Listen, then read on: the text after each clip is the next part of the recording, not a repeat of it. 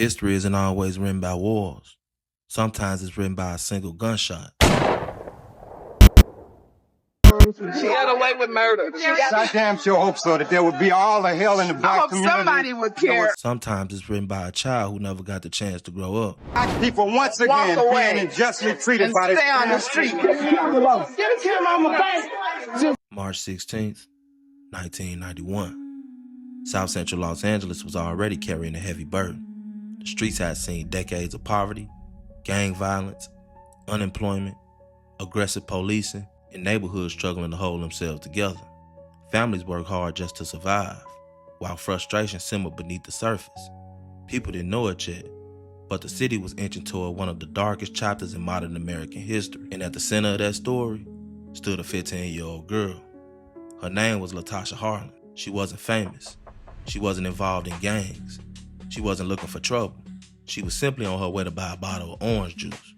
Within minutes, she'd be dead. Within a year, her name would become one of the symbols many people pointed to when talking about injustice in Los Angeles. This is her story, and this is a story of how one tragic killing became part of the tension that helped shape the 1992 Los Angeles uprising. You saw a rose growing out of concrete, even if it had messed up petals and it was a little, to the side, you would marvel at just seeing a rose grow through. Before we tell you what happened inside that convenience store, we had to understand who Latasha was, because too often, victims become headlines. They become statistics. They become names people remember only because of how they died. But before tragedy ended her story, Latasha Harlins was simply a little girl with dreams. Latasha was an A student, honor roll student. She got money every week for her allowance, so she did not have to steal orange juice. Born on July 14, 1975, in Los Angeles, she grew up surrounded by family who loved her deeply. Friends described her as energetic, funny, athletic, someone who could make people laugh. She enjoyed basketball. She loved music. Like countless teenagers, she was still figuring out who she wanted to become. But childhood wasn't always easy. Her mother, Crystal Harlins, was tragically shot and killed during a dispute unrelated to Latasha. Losing her mother at such a young age changed the course of her life. Afterward, Latasha was raised primarily by her grandmother, Ruth Harlins, along with other family members who tried to provide stability despite overwhelming grief. Imagine carrying that kind of pain before you even finish elementary school. Yet people who knew her said she remained resilient. She smiled. She joked. She dreamed about the future. She wasn't defined by what had happened to her family. She wanted to keep moving forward. Back then, South Central Los Angeles was a community filled with hardworking families, churches, schools, neighborhood businesses, and children trying to build better lives. But it was also a place where economic hardship and racial tensions created daily challenges. One source of tension involved relationships between some black residents and Korean immigrant store owners. Many Korean families had invested everything they had into neighborhood businesses, while many black residents felt they were treated unfairly or viewed with suspicion when shopping. I always think we're gonna steal something. You hurry up and buy. Those experiences weren't universal, but they contributed to distrust in some neighborhoods. Those frustrations didn't appear overnight. They had been building for years. Then came March 16th, 1991. That Saturday morning looked ordinary. Cars rolled through the streets. Kids played outside. Neighbors went about their routines. No one could have imagined that a simple trip to a neighborhood market would become part of American history. Latasha left home intended to buy orange juice. She walked into Empire Liquor carrying money. She picked up a bottle.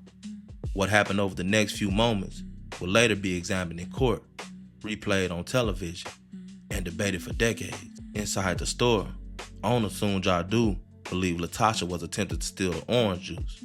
Surveillance footage would later show a confrontation between the two. During the struggle, the bottle slipped into Latasha's backpack, and she had money in her possession to pay for it. The encounter quickly turned physical. Neither woman could have known those seconds would change countless lives forever. In tragedies like this, events often move faster than reason. An assumption, a misunderstanding, a moment of fear, a decision that could not be taken back. The confrontation escalated. Words were exchanged. Hands were raised. Then Latasha turned and began walking toward the exit. What happened next will leave a city asking questions that still echo decades later.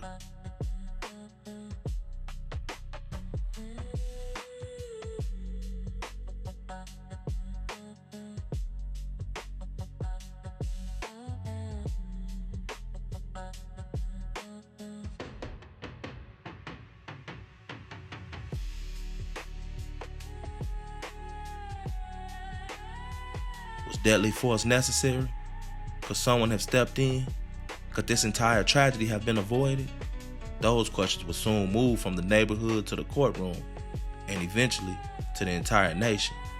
But before the trial, before the protests, before the riots, there was a family waiting for a daughter who would never come home.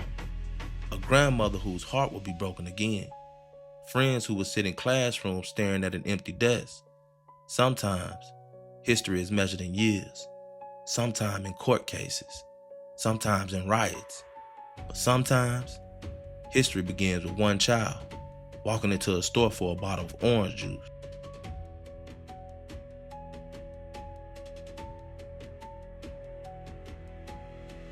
It was just after 10 that morning when 15-year-old Latasha Harlins entered Empire Liquor, a neighborhood convenience store in South Central Los Angeles. The store was owned by Soon Ja-Do and her husband.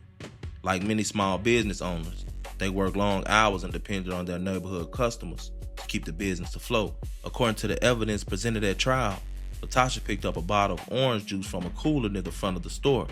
She placed the bottle in her backpack, but witnesses and investigators later established that she also had money in her hand and intended to pay for it at the register before leaving. Soon Ja-Do believed Latasha was attempting to steal the orange juice. She confronted the teenager before she reached the checkout counter. What began as a disagreement quickly became physical. The surveillance footage shows the two struggling over the backpack. During the confrontation, Latasha struck Soon Ja-Do several times. The struggle lasted only moments. Then the two separated. This point became one of the most important facts in the case. After the physical confrontation ended, the video shows her moving from Soon Ja-Do. Soon Ja-Do then reached beneath the counter, retrieved a revolver, and fired a single shot into the back of her head. Latasha collapsed. She died from the gunshot wound. She was 15 years old. The surveillance video became a central piece of evidence because it allowed investigators, attorneys, jurors, and later the public to see much of the incident for themselves. While video evidence can answer some questions, it does not always answer every question. In this case, the recording became the basis for competing arguments about whether Soon Ja-Do reasonably believed she faced an immediate threat at that moment she fired. Prosecutors argued that the physical altercation had already ended and that Latasha was walking away, meaning there was no imminent danger that justified using deadly force. The defense argued that Soon Ja-Do feared for her safety after being struck during the conversation. Ultimately, the jury rejected the claim that the shooting was legally justified. As news of the killing spread, many people in South Los Angeles were devastated and angry. For Latasha's family, there was no legal argument that can bring back a daughter, a granddaughter, a niece, or a friend. For many black residents, the case became part of a broader conversation about unequal treatment, racial mistrust, and whether the justice system valued every life equally. For many Korean American business owners, the case also brought fear. They worried that one person's actions with deep intentions and place an entire community at risk of being blamed. Those concerns would become increasingly important over the following year. The investigation moved forward, and prosecutors charged Soon Ja-Do with voluntary manslaughter. The case was soon headed to trial. There, jurors would watch the surveillance footage repeatedly, hear testimony from witnesses and experts, and decide whether the shooting amounted to a criminal act. The verdict would answer one question, but the sentence that followed would ignite another. In the eyes of many Americans, the courtroom proceedings were only beginning. The debate over justice was just getting started. In the weeks following the shooting, investigators gathered witness statements, reviewed the surveillance footage, and examined the physical evidence from Empire Liquor. Unlike many homicide cases that rely heavily on eyewitness testimony, this case included a surveillance recording that documented much of the encounter. The video became the centerpiece of the prosecution's case and would be viewed repeatedly throughout the trial. Prosecutors charged Soon Ja Do with voluntary manslaughter, arguing that while the shooting was intentional, the evidence did not support a charge of premeditated murder. Their position was that the confrontation had ended before the fatal shot was fired, and that deadly force was not legally justified. The defense acknowledged that Soon Ja Do had fired the shot, but argued that she acted out of fear after the physical altercation. They contended that she believed she was in danger and reacted in the heat of the moment. During the trial, jurors heard testimony from investigators, witnesses, and experts. They also carefully reviewed the surveillance footage, paying close attention to the sequence of events. One of the central questions was timing. Did the threat still exist when the gun was fired? The prosecution argued that it did not. They pointed to the video, which showed Latasha moving toward the exit after the struggle had ended. From their perspective, the immediate danger had passed. The defense argued that fear and perception cannot always be measured second by second, and that Soon Ja Do's actions should be viewed in light of the confrontation that had just occurred. After considering the evidence, the jury rejected the defense's justification for the shooting. Soon Ja Do was found guilty of voluntary manslaughter.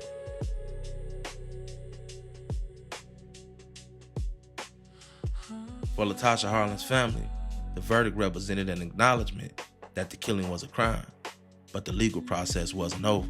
The next stage, sentencing, which would prove to be even more controversial than the verdict itself. Under California law at that time, voluntary manslaughter carried the possibility of a prison sentence. I know a criminal when I see one. I know a person who presents a danger to the community when I see one. When I don't, I treat that person as something other than that. Many people expected that a conviction involving the fatal shooting of an unarmed 15-year-old girl would result in incarceration. Instead, the case took an unexpected turn. The sentencing hearing was presided over by Judge Joyce Carlin. After hearing arguments from both sides and reviewing the circumstances of the case, Judge Carlin sentenced Soon Ja Do to 5 years of probation, 400 hours of community service, and a $500 fine and restitution for funeral expenses. She did not impose a prison sentence. The decision sparked immediate public debate. Supporters of the sentence argued that judges have discretion to consider a defendant's background, lack of prior criminal history, and other mitigating factors. You read this case of I think the judge put this woman on 5 years probation in California. Shooting this black girl in the back of the head. Yes. The black girl is walking up to pay her for an item. She accuses her apparently of stealing. Then she jumps back and the black girl gives her a few blows around here. Shows her where it's at. Then the girl just puts the item on the counter and says, forget it, turns around and walk out. The woman shoots her in the back of the head. Yeah. All on video, the whole thing. And the judge gives her 5 years probation. But I think what was worse than that was some Negroes over there who were going to train the Koreans in public relations toward black folk. How to smile. Because you say, well, we don't naturally smile as people. Black folk need to be smiled at. They give you more money when you smile at them. March 16th, 1991. Latasha Harlins, a black teenager, is shot and killed by a Korean store owner, Soon Ja Do. Soon Ja Do in the case of Latasha Harlins went to trial. 51-year-old Soon Ya testified on her own behalf, claiming that the shooting was in self-defense and that she believed her life was in danger. Court documents show Soon Ya testified that although she could see the orange juice in Latasha Harlins' backpack, she remained suspicious, feeling that if Latasha had intended to pay for the juice, she would have had the bottle in her hand. Security footage proved Soon Ya's claim of shoplifting to be false, as it showed Latasha approaching the register to pay for the juice. She had the money in her hand. You could see the money in the videotape. And the suspect grabbed the backpack, and there became a physical altercation over the backpack. And as our victim turned to walk away from the scene, the suspect raised a weapon and shot the victim in the back of the head. The store clerk, a Korean woman, is now in jail. The black community is outraged over the killing. The NAACP is demanding the clerk be tried for murder. Stop killing our children! We want justice!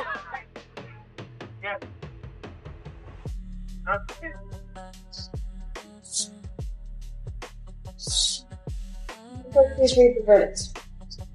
Title of court and cause.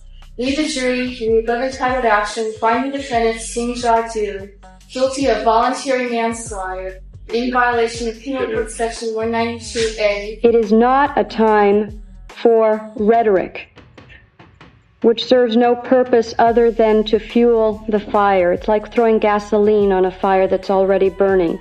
It is my opinion that Mrs. Do is not a danger to the community and that she is not going to reoffend. I know a criminal when I see one.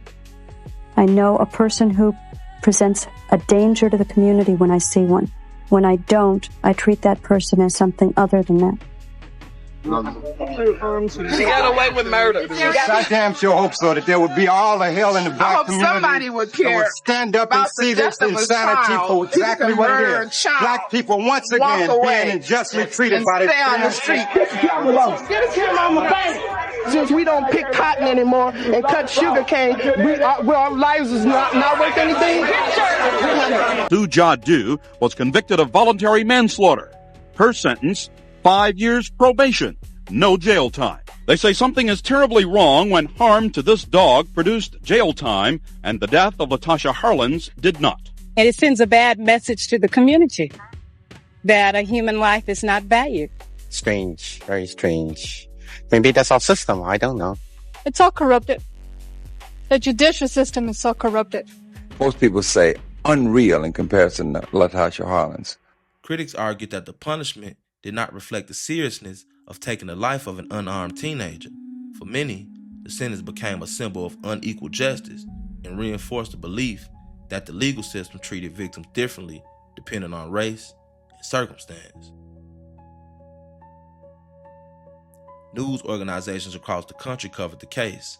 Civil rights leaders, community activists, legal scholars, and ordinary citizens weighed in with sharply different opinions. The case also highlighted existing tensions between segments of Los Angeles' Black and Korean American communities. It is important to recognize that these communities were not monolithic. Many individuals worked together, supported one another, and rejected hostility. At the same time, long-standing economic, social, and racial tensions in some neighborhoods had created distrust that the case brought into a sharper focus. As the months passed, those tensions did not disappear. Then, in April 1992, another major legal decision would capture national attention. A jury acquitted 4 police officers charged in the beating of Rodney King. The acquittals triggered widespread protests that escalated into the 1992 Los Angeles uprising. For many residents, the anger that erupted was fueled by more than one event. The Rodney King verdict was the immediate catalyst, but many people also pointed to other grievances, including the killing of Latasha Harlins and the sentence imposed in that case. Examples of broader frustrations over policing, justice, and inequality. To understand the uprising, it is necessary to understand that it did not begin from a single incident alone. It emerged from years of accumulated tensions that many communities believe had gone unresolved. In the years to come, other examples present themselves to let us know that even though time has passed and things have gone on, technology has gotten bigger, the undertone of racism still exists. Latasha Harlins' case was just like Lil Cyrus's. And I think that what we can learn is this. When we look back at the death of Latasha Harlins, it's easy to get caught up in choosing sides. But if we stop there, we risk missing the bigger lesson. A 15-year-old girl lost her life over a bottle of orange juice. Her family lost a daughter, a granddaughter, and a future they would never get to see unfold. Another family was forever changed by a decision that they could never take back.